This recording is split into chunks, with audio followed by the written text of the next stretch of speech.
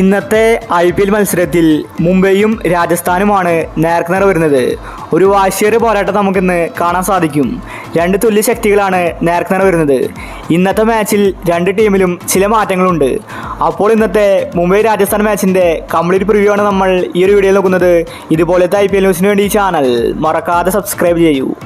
ആദ്യമായിട്ട് മുംബൈ ടീമിന് പരിഗണിച്ചാൽ അവർക്ക് തൊട്ടതെല്ലാം പിഴയ്ക്കുന്ന കാഴ്ചയാണ് ഇതുവരെ കാണാൻ സാധിച്ചിട്ടുള്ളത്. കളിച്ച രണ്ട് മാച്ചിലും മുംബൈ ഇന്ത്യൻസ് തോറ്റിരിക്കുകയാണ്. ഇന്നത്തെ മത്സരത്തിൽ എന്ത് വില കൊടുത്തും അവർക്ക് ജയിക്കേണ്ടതുണ്ട്. ഇല്ലെങ്കിൽ ഹാർദിക് പാണ്ഡ്യയ്ക്ക് അത് നാണക്കേടാണ്.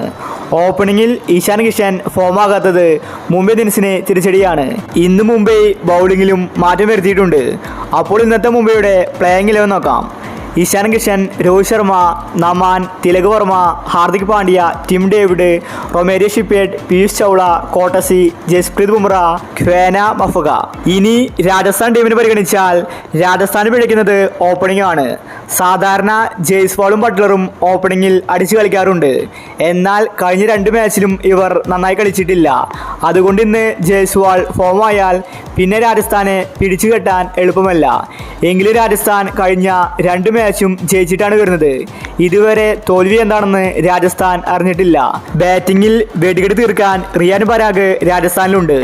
ഇനി സഞ്ജു കൂടി ഫോമായാൽ പിന്നെ രാജസ്ഥാന് ബാറ്റിങ്ങിൽ യാതൊന്നും പേടിക്കാനില്ല. ബൗളിങ്ങിലാണെങ്കിൽ ആവേശ് ഖാൻ, ട്രെൻഡ് ബോൾട്ടൊക്കെയുണ്ട്.